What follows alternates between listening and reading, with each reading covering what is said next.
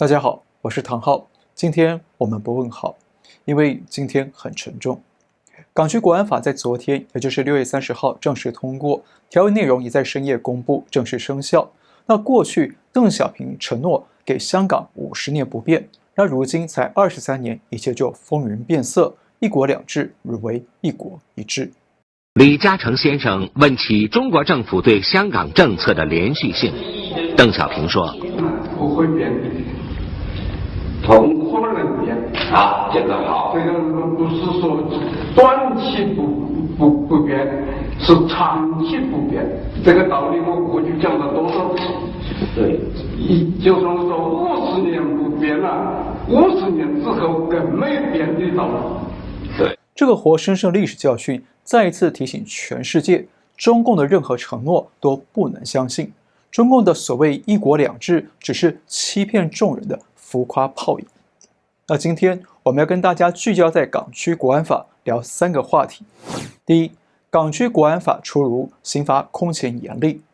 第二，北京为何急推国安法？第三，港区国安法实施会带来什么影响？马上来看第一个话题。港区国安法条文出炉，刑罚空前严厉。港区国安法在30号上午就获得中共人大全票通过，但是条文内容却一直等到深夜11点才由党媒新华社对外公布。那在上一集节目中，我们曾经提到过要留意国安法的几个重要疑点。那现在呢，我们就带大家来深入了解国安法的最终条文内容有哪些重点内容。重点1，量刑最高可判终身监禁，无追诉期。首先呢，港区国安法的量刑呢，确实如外传的最高可判处无期徒刑，也就是终身监禁。那依照条文内容，如果触犯以下的5条法律呢，情节严重的，最高可以判处无期徒刑或者10年以上有期徒刑，包括了第20条，组织、策划、实施或者参与实施旨在分裂国家、破坏国家统一的行为；第22条，组织、策划、实施或者参与实施以武力或其他非法手段旨在颠覆国家政权行为；第24条，为了胁迫中央政府、香港特区政府或者威吓公众以实现政治主张，从而组织、策划、实施或者参与实施可以造成或者意图造成严重社会危害的恐怖活动；第25条，组织、领导恐怖活动组织；第29条，为外国或者境外机构、组织、人员窃取、刺探、收买、非法提供涉及国家安全的国家机密或者情报。那以上这5条法律如果触犯呢，最高可以判处无期徒刑。那如果跟澳门的基本法23条相比呢，那澳门的单一法规呢，最高可以判25年，但是香港却可以判无期。那从这个角度看，港区国安法的惩罚呢，确实比澳门来得严厉许多。还有个重点，第39条说，本法施行以后的行为适用本法另坠处刑。那也就是说，港区国安法表面上看起来是没有追诉期，也就是呢，不会去追究个人过去的相关行为。不过大家都心知肚明，在中共体制底下，一切都是人治大于法治，因此呢，即便表面上不会去追究你过去有无相关的犯行，但只要北京想抓你呢，北京还是可以通过各种名义或者是设局陷害，把你给罗织入罪。比方说2016年轰动一时的雷洋案，雷洋在一群便衣警察的执法过程当中死亡，那全案是疑点重重，但是雷洋却被警方扣上了涉嫌嫖娼的罪名，为警方的执法来合理化。所以虽然国安法表面上宣称不溯及过往，但是实际上呢，恐怕还是有疑虑。重点2，国安法4类犯罪行为如何量刑？港区国安法主要针对4项犯罪行为，包括分裂国家、颠覆国家政权、恐怖活动以及勾结外国或者境外势力危害国家安全。而这4项犯罪呢，在国安法条文里都有说明，而大意就跟我们刚刚提到的那些法条差不多。不过呢，值得注意的是依照条文内容来看呢，过去香港抗争的几项常见的手法呢，都会被认定是犯罪。比方说占领立法会、拿鸡蛋丢中联办、对中联办喷漆，可能会被认定是颠覆国家政权。那阻断交通、投掷汽油弹可能会被认定是恐怖活动。通过网络言论或者集会来呼吁外国政府制裁中共，帮助香港抗争者，可能会被认定是勾结外国或者境外势力危害国家安全。而且颠覆国家政权罪的国家政权这个词，不只是包含中共中央政府，还包括了地方机关和香港特区政府。所以呢，如果以后高喊特首下台或者是官员下台，那会不会触法呢？也引发外界的顾虑。重点3，香港会有几名太上皇或者特首？我们知道，香港政府要成立一个香港国安委员会，那特首来担任主席，而且中央还要派出一名国安事务顾问来参与其中，也就是代表中央去监督指挥港府做事。而且呢，中共中央还要在香港成立一个驻港国家安全公署，那这个国安公署将由一名公安部副部长担任负责人。所以说，香港特首、国安顾问以及国安公署负责人，再加上一个中联办主任骆惠宁，那香港很可能会出现4大领导。但是香港特首只是北京的傀儡，所以实际上可能会有3个太上皇或者是地下特首。但是这3个太上皇彼此谁高谁低，谁来主导，目前在条文里并不明确。那中联办主任是正部级官员，国安公署负责人是公安副部长，也就是副部级。因此呢，一切得等那名国安顾问的人选出台之后，才能进一步厘清谁才是真正的太上皇。重点4，3种特定情形可能会被送中。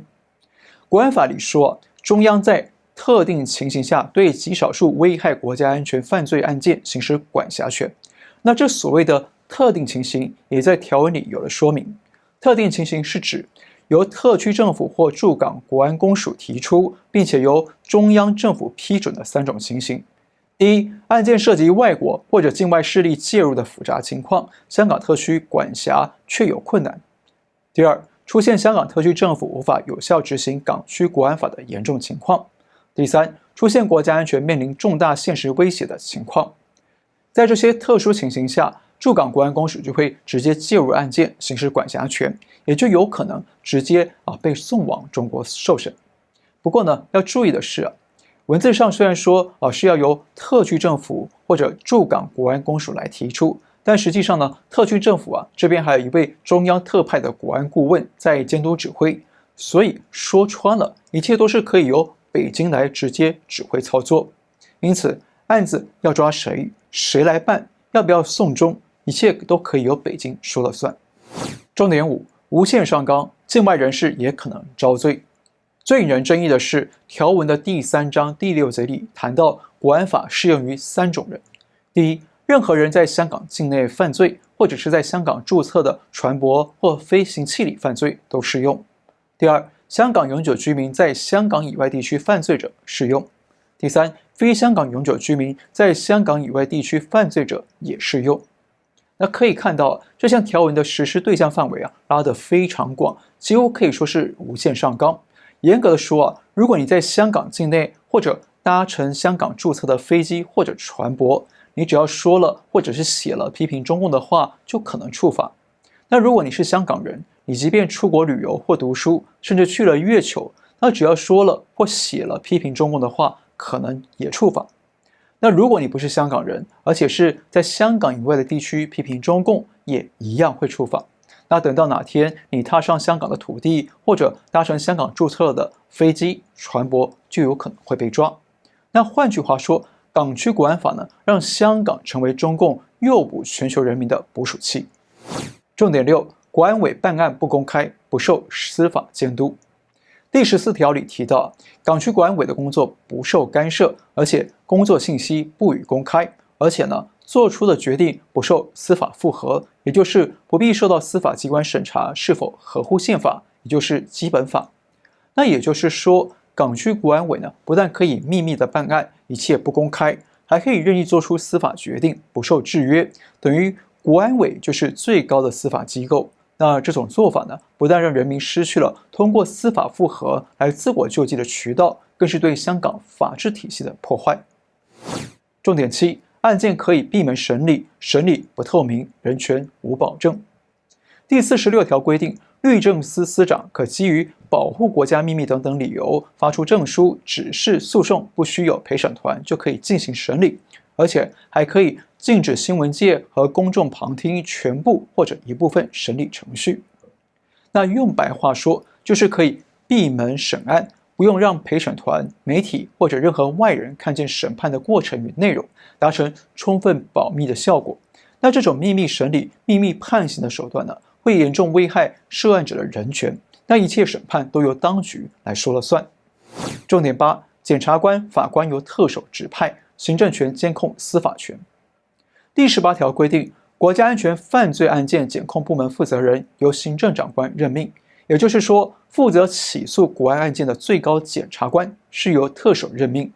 那在第44条里也提到，国安案件的审理法官一样是由行政长官来任命，还可以征询港区国安委的意见。那换句话说，国安案件从检控起诉到后续的审理判决呢，都是由特首来操盘指挥。那这就等于是让北京可以呢直接的指挥控制一切案件。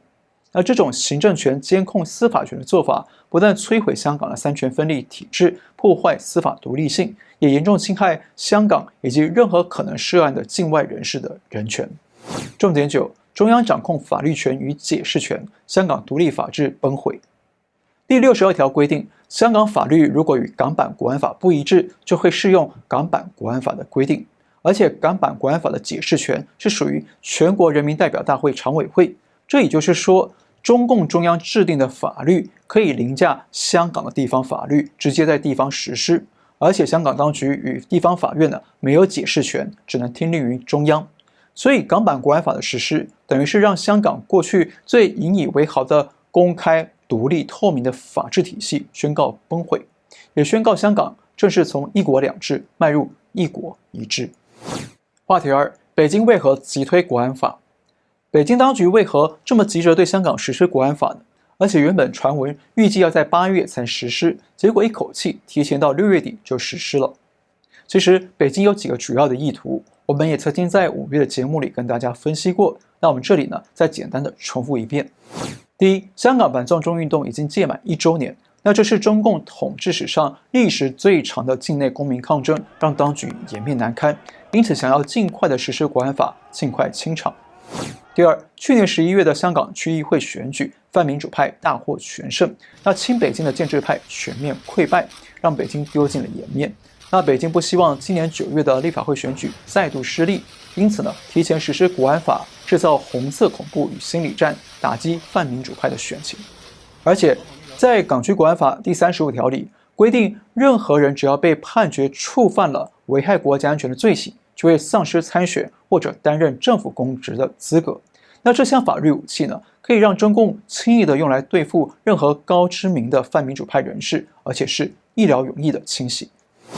第三，中共担忧香港抗争如果持续下去，会向中国内地辐射，在中国各地埋下更多的抗争火种，出现更多的抗争浪潮，会威胁到中共政权的统治。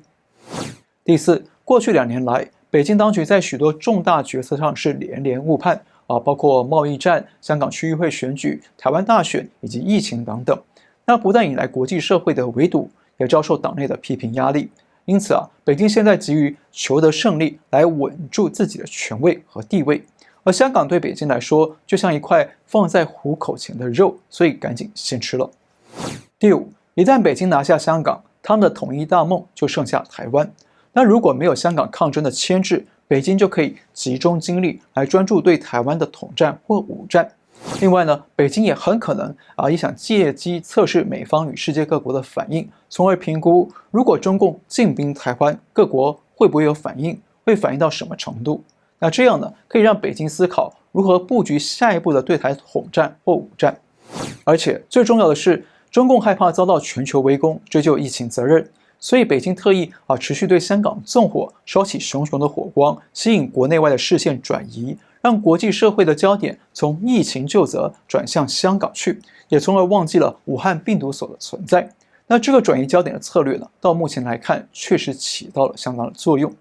那最后呢，香港实施国安法之后，北京可以轻易的抓捕任何香港居民和过境香港的旅客，直接送回大陆受审或者关押。那这一点会让北京当局更容易捉拿香港的反习派势力。话题3，港区国安法实施会带来什么影响？那接下来我们想聊聊港区国安法实施之后呢，可能会带来哪些影响？那我认为影响层面会相当的广泛。第一，香港人民的言论与集会自由、结社自由受到限制。在国安法实施之后，许多批评中共与港府的言论与行动呢，都会受到限制，就连组织民间社团的自由都可能受到严厉的审查或者阻挠。所以接下来可能香港的泛民主派政党与社团呢，言论空间与政见主张可能会受到很大的限制与束缚。第二，香港人个人通信风险与信息安全风险会跟着升高。以前可以在网络上、电话里自由的想说什么就说什么，那现在呢，这些谈话内容不但都会被监控，还可能会被拿来作为入人于罪的证据。比方说，你在脸书上跟海外的朋友说中共高层都是笨蛋，那可能不久呢，就会有国安警察找上门来找你去喝茶，理由是呢泄露国家机密，危害国家安全。所以接下来香港民众的个人通讯安全以及电脑网络的信息安全都会面临更高的监控与数据外泄的风险。第三，香港媒体的言论自由会受限。其实这一点呢，已经是正在发生的事实。那许多媒体呢，被中共的资金收买控制，成为党的在港喉舌。那现在北京在通过国安法的法律战，攻击那些少数坚持自由反共声音的独立媒体，制造媒体的寒蝉效应，将进一步摧毁香港曾经引以为傲的言论自由与媒体多元市场。第四，自媒体的言论空间也很可能会受限。寒蝉效应不但会发生在大众媒体，就连网络自媒体呢，也可能会不得不趋于保守，谨言慎行，避免被国安法罗织入罪。第五，受到北京利用国安法破坏香港法治，以及美国撤销香港特殊关税区地位、取消优惠政策等等影响呢，那接下来可能会加速香港的外资资金与企业渐渐撤离，让香港的贸易经济下挫，那港币呢，也很可能会因此贬值走弱。特别是香港法治不再公开透明，金融机构与客户的交易信息与数据呢，可能受到更多的监控与限制，那会不利于金融业的运营，可能会逐渐的促使香港失去金融中心的地位。事实上，香港资金从去年下半年开始呢，就已经开始大量的向新加坡转移，特别是近期受到中共强推港区国安法的影响，进一步加速更多资金外逃避险，导致新加坡存款数字暴增。虽然新加坡当局对外否认这些大量增加的外币存款是来自香港，但是外界多数看好新加坡将成为取代香港的下一个金融中心。第六，随着外资港资撤离香港避险，大量的中国资金呢将进入香港收购企业与房地产，增加中国对香港的全面控制与影响力。那事实上，早在国安法推行之前呢，中方就已经展开布局，派出大量的红色资本进入香港大采购。就连能源、交通等等公共事业呢，也都布满红色资本的影子。因为中共想要进一步扩大对香港人生活影响力，让香港更依赖受制于中国企业与资金，如此呢，才能在国安法实施之后，大幅减少香港的抗争声浪，让香港更容易维稳，更听令于北京。第七，国际旅客入境香港的风险升高。特别是国安法规定境外人士在境外违反了国安法的规定了，也可以成为法律的适用对象。因此，如果你曾经在脸书或 YouTube 说过中共与港府高层都是笨蛋，那接下来呢，只要你搭香港注册飞机、船舶，或者入境香港，或者是过境香港，或许呢就会有机会被香港国安警察找麻烦，甚至更严重的还可能会被送往中国境内审讯。那理由一样是泄露国家机密，危害国家安全。所以接下来前往香港的国际旅客与商务旅客人数很可能会逐渐的减少，也会因此影响了香港的商业、金融业和观光业发展，进而影响香港的金融中心地位。好，我们再重复一遍，港区国安法实施之后会对香港带来几个主要影响：一、言论与集会结社自由受限；二、个人通讯与信息安全风险升高；三、寒蝉效应，媒体言论自由受限；四、自媒体言论空间受限；五、贸易经济下挫，金融中心地位不保；六、中资进驻收购企业，深入控制香港；七、旅客入境风险升高，影响商业发展。当然了，国安法的影响还有很多，比方说香港移民潮会持续的扩大，电影《寒战》第3集可能拍不下去，或者要大改剧本等等。那因为节目时间因素，我们就先不多聊了。而且呢，接下来还要看世界各国会推出什么具体行动来回应反制北京，才能进一步推算对香港、对中国以及对世界的后续影响。最后呢，我们想引述香港民间人权阵线的一句话做总结：